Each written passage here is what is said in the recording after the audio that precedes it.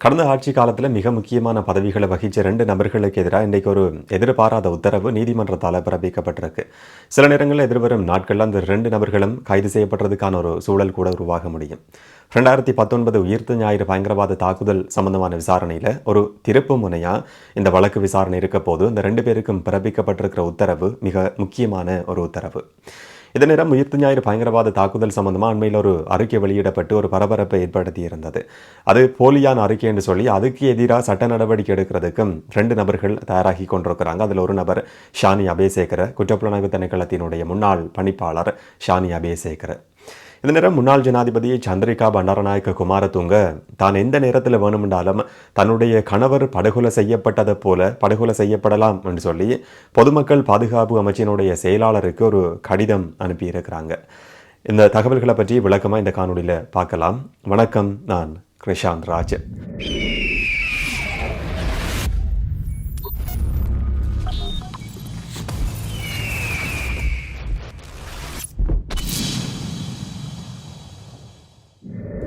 2019 ஆண்டு ஏப்ரல் உயிர்த்த ஞாயிறு பயங்கரவாத தாக்குதல் சம்பந்தமான விசாரணைகள் கடந்த காலங்களில் மழுங்கடிக்கப்பட்டிருந்தது. அந்த விசாரணைகளில் எதுவுமே கண்டுபிடிக்கப்படாமல் இருந்தது. விசாரணைகள் திசை திருப்பப்பட்டிருந்தது. ஜனாதிபதி ஆணைக்குழுக்கள் நியமிக்கப்பட்டிருந்தது. அந்த மாதிரி ஜனாதிபதி ஆணைக்குழு நியமிக்கப்பட்டு அதில் கண்டுபிடிக்கப்பட்ட ஒரு மிக முக்கியமான விஷயம்தான் முன்னாள் போலீஸ் மாதிபர் பூஜித் ஜெயசுந்தர, முன்னாள் பாதுகாப்பு செயலாளர் ஹேமசரி பெர்னாண்டோ, இந்த 2 பேருக்கு எதிராகவும் ஜனாதிபதி ஆணைக்குழுவும் சில விஷயங்களை கண்டுபிடிச்சிருந்தது, குற்றச்சாட்டுகளை சுமத்தி இருந்தது. இந்த 2 பேரும் இதுக்கு பொறுப்பானவர்கள், புலனாய்வு தகவல் கிடைச்சிருந்தோம். அந்த தாக்குதல் தடுக்கிறதுக்கு எந்த விதமான நடவடிக்கையும் 2 பேருமே எடுக்கல. மிக முக்கியமான உயர் பதவிகளை வகிச்ச 2 பேரும் எடுக்கல என்ற குற்றச்சாட்டு ஜனாதிபதி விசாரணை ஆணைக்குழுவிலையும் சொல்லப்பட்டிருந்தது. அது மாதிரி இந்த 2 பேருக்கும் எதிராக முன்னாள் போலீஸ் மாதிபர் பூஜித் ஜெயசுந்தர, அது மாதிரி பாதுகாப்பு செயலாளராக பதவி வகிச்ச ஹேமசரி பெர்னாண்டோ, இந்த 2 பேருக்கு எதிராகவும் கொழும்பு மேல் நீதிமன்றத்திலையும் ஒரு வழக்கு பதிவு செய்யப்பட்டிருந்தது. இந்த வழக்கை பதிவு செய்தது இலங்கையினுடைய சட்டமாதிபர் திணைக்களம்.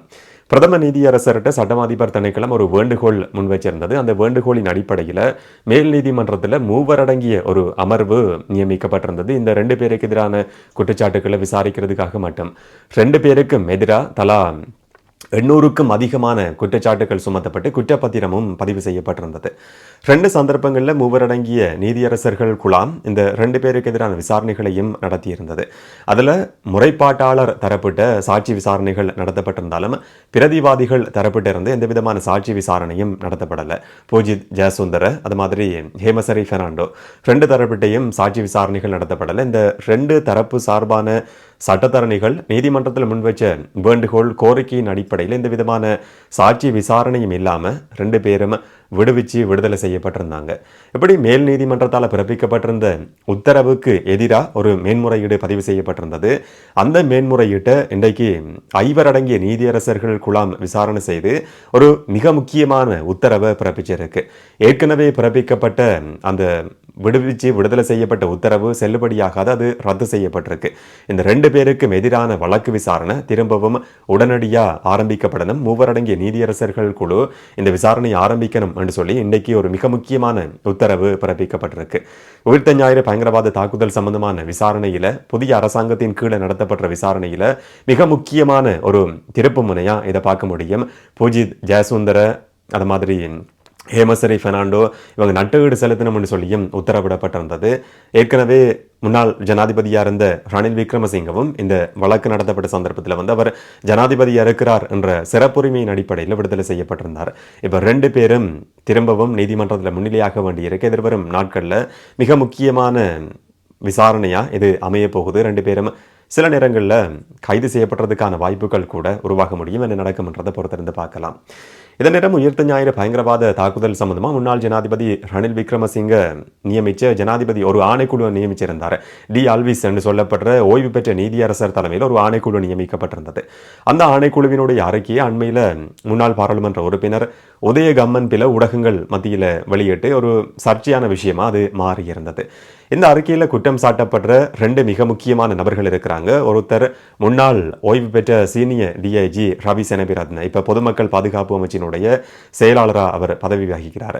அது மாதிரி சிஐடியினுடைய குற்றப்புலனாய்வு திணைக்களத்தினுடைய முன்னாள் பணிப்பாளர் ஷானி அபேசேகர். அவர் இப்போ போலீஸ் திணைக்களத்தினுடைய கிரைம் பிரிவுக்கு பொறுப்பானவராக பணிப்பாளராக பதவி வகித்து கொண்டிருக்கிறார். இந்த 2 பேரும் தங்களுடைய கடமைகளை சரிவர செய்யலன்னு சொல்லி முன்னாள் ஜனாதிபதி ரணில் விக்ரமசிங்க நியமித்த டி ஆல்விஸ் விசாரணை குழு அந்த அறிக்கையில் சுட்டிக்காட்டியிருந்தது. இது தங்களுடைய நட்பெயருக்கு களங்கம் விளைவிக்கிற ஒரு செயற்பாடு, அரசியல் தேவைக்காக அரசியல் நோக்கத்துக்காக முன்னாள் ஜனாதிபதி ரணில் விக்ரமசிங்க தேர்தலுக்கு சில நாட்களுக்கு முதல்ல இந்த ஆணைக்குழுவை நியமிச்சிருக்கிறார் என்ற குற்றச்சாட்டும் விமர்சனமும் பலராலையும் சுமத்தப்பட்டிருந்தது.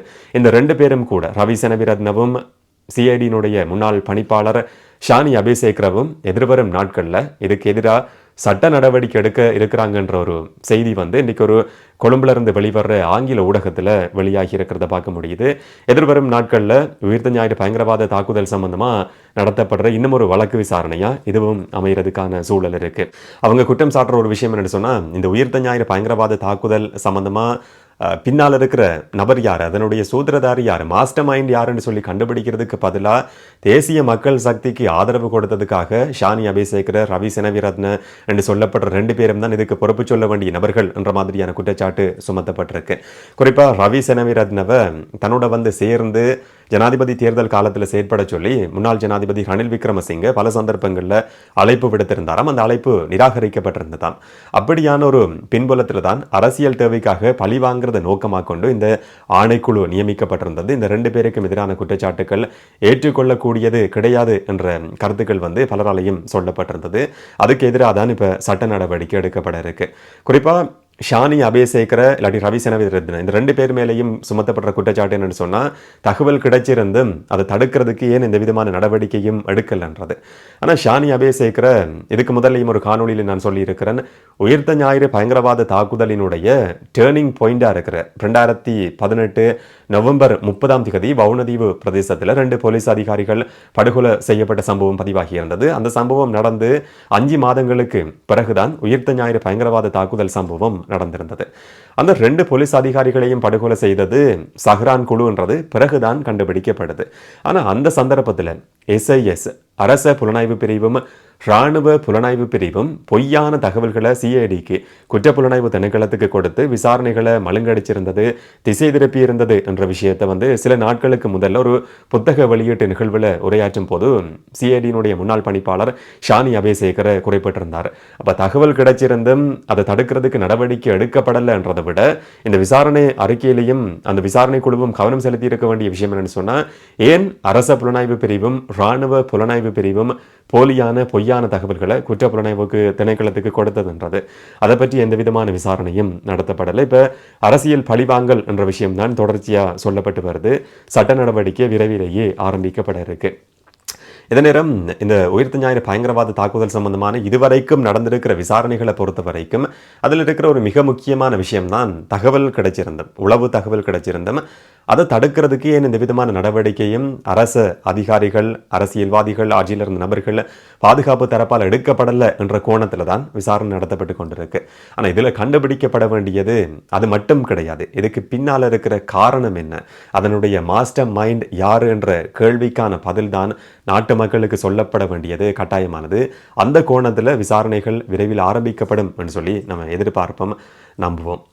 இதே நேரம் முன்னாள் ஜனாதிபதி சந்திரிகா பண்டாரநாயக்க குமாரதுங்க பாதுகாப்பு அமைச்சினுடைய செயலாளர் ரவி செனவிரத்னவுக்கு ஒரு கடிதம் அனுப்பியிருக்கிறாங்க.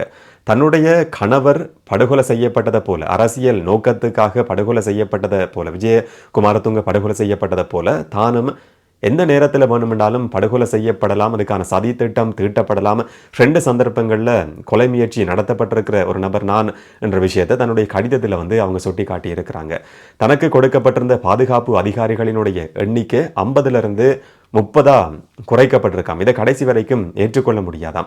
தன்னுடைய பாதுகாப்பு தரப்பினுடைய தலைவர் செய்திருக்கிற மதிப்பீட்டின் அடிப்படையில் முன்னாள் ஜனாதிபதி சந்திரிகா பண்டாரநாயக்க குமாரதுங்கவினுடைய பாதுகாப்புக்கு குறைஞ்சது 50 அதிகாரிகளாவது நியமிக்கப்படணும் என்று சொல்லி ஒரு கோரிக்கை விடுக்கப்பட்டிருந்தாலும் அது 30 இப்ப குறைக்கப்பட்டிருக்காம். இது எப்படி குறைக்கப்பட முடியும் என்ற கேள்வியை அவங்க முன் வச்சிருக்கிறாங்க.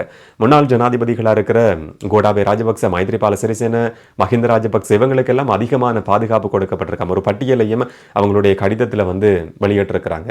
குறிப்பாக மஹிந்த ராஜபக்சவுக்கு 245 பாதுகாப்பு அதிகாரிகள் நியமிக்கப்பட்டிருக்கிறாங்களாம். இதில் 60க்கும் அதிகமானவர்கள் இராணுவ உறுப்பினர்கள் என்று சொல்லி இந்த கடிதத்தில் சொல்லப்பட்டிருக்கு. முன்னாள் ஜனாதிபதி மைத்ரிபால சிறிசேனவினுடைய பாதுகாப்புக்கு 109 போலீஸ் அதிகாரிகள் நியமிக்கப்பட்டிருக்கிறாங்களாம். கோட்டாபய ராஜபக்சவுக்கு 200க்கும் அதிகமான பாதுகாப்பு அதிகாரிகள் நியமிக்கப்பட்டிருக்கிறாங்களாம். இதில் 175 பேர் இராணுவம், 25 பேர் போலீஸ் அதிகாரிகள். இவங்களுக்கெல்லாம் இந்த மாதிரியான பாதுகாப்பு கொடுக்கப்படுற நிலையில் எனக்கு மட்டும் எதுக்காக 30 பேர் மட்டும்தான் பாதுகாப்புக்கு நியமிக்கப்பட்டிருக்கிறாங்கன்ற கேள்வியை வந்து அந்த கடிதத்தில் முன்னாள் ஜனாதிபதி சந்திரிகா பண்டாரநாயக்க குமாரதுங்க எழுப்பியிருக்கிறாங்க. இதுக்கான ஒரு உரிய பதில் சொல்லப்படணும் என்ற கோரிக்கையும் முன்வைக்கப்பட்டிருக்கு. ஒரு நபருக்கு பாதுகாப்பு கொடுக்கறதுக்கு 30 பாதுகாப்பு அதிகாரிகள் போதாதா என்ற ஒரு நியாயமான கேள்விதான் இந்த செய்தியை பார்க்குற நேரத்தில் எல்லாருக்குமே ஏற்பட முடியும். அதுவும் முன்னாள் ஜனாதிபதிகள் சந்திரிகா பண்டாரநாயக்க குமாரதுங்க மாதிரியான ஒரு நபர், இல்லாட்டி எந்த ஜனாதிபதியாக இருந்தாலும் கூட நூற்றுக்கணக்கான பாதுகாப்பு அதிகாரிகள் எதுக்காக என்ற ஒரு கேள்வி இருக்கு. இப்போ ஜனாதிபதியாக இருக்கிற அனுரகுமார் திசாநாயக்கவே இன்றைக்கி சோஷியல் மீடியாவில் வந்து ஒரு காணொளி வைரலாக போய்கொண்டிருக்கு. ரோட்டில் போய்கொண்டிருக்கிற சந்தர்ப்பத்தில் ரோட்டில் நிறைய பேர் இருக்கிறாங்க, சின்ன பிள்ளைகளும் இருக்கிறாங்க. அந்த சந்தர்ப்பத்தில் நிப்பாட்டி சாதாரணமாக அவங்களோட உரையாடி அங்கேருந்து போகிறாரு. ஒரு எளிமையான வாழ்க்கையை வாழ்ந்து கொண்டிருக்கிறாரு. அவருடைய பாதுகாப்பும் குறைக்கப்பட்டிருக்கு. இப்போ இருக்கிற ஜனாதிபதியினுடைய பாதுகாப்பை குறைக்கப்பட்டிருக்குன்னு சொன்னால் முன்னாள் ஜனாதிபதிகளுக்கு எதுக்காக 100, 150, 200 பேர் நியமிக்கப்படணும் என்றது மிக முக்கியமான ஒரு கேள்வி. இதனுடைய இன்னும் ஒரு பக்கம் என்னென்னு சொன்னால், இலங்கையில் வந்து ஒதுக்கப்படுற வரவு செலவு திட்டத்தில் ஒதுக்கப்படுற அதிகமான பணம் ஒதுக்கப்படுற துறைகளில் பாதுகாப்பு துறையும் மிக முக்கியமானது. அரச ஊழியர்களுக்கு செலுத்தப்படுற சம்பளத்தில் 50% அரைவாசிக்கும் அதிகமானது செலுத்தப்படுறது பாதுகாப்பு துறையை சேர்ந்தவர்களுக்கு. பாதுகாப்பு செலவினங்கள் தான் இலங்கையை பொறுத்த வரைக்கும் அதிகமாக இருந்து கொண்டிருக்கு. அதில் மிக முக்கியமான பங்கு அரசியல்வாதிகளுக்கும் இருக்கு. பாதுகாப்பு கொடுக்கப்படணும், அதில் எந்த விதமான பிரச்சனையும் கிடையாது. ஆனால் தேவையான அளவுக்கு மட்டும்தான் பாதுகாப்பு கொடுக்கப்படணும். இதுவும் மக்களினுடைய வரிப்பணம் வீண்விரயம் செய்யப்படுற ஒரு செயற்பாடு. புதிய அரசாங்கம் அடுத்தடுத்து என்ன நடவடிக்கைகள் எடுக்கும் என்றதை பொறுத்திருந்து பார்க்கலாம். முன்னாள் ஜனாதிபதி சந்திரிகாமியாரினுடைய கோரிக்கைக்கு என்ன மாதிரியான பதில் சொல்லப்படும் என்றதையும் பொறுத்திருந்து பார்க்கலாம். இதை பற்றி நீங்கள் என்ன நினைக்கிறீங்கன்றதை கமெண்ட்ல பதிவு செய்யுங்க. இன்னும் ஒரு காணொலியில் இன்னும் ஒரு தகவலோடு சந்திக்கலாம். வணக்கம்.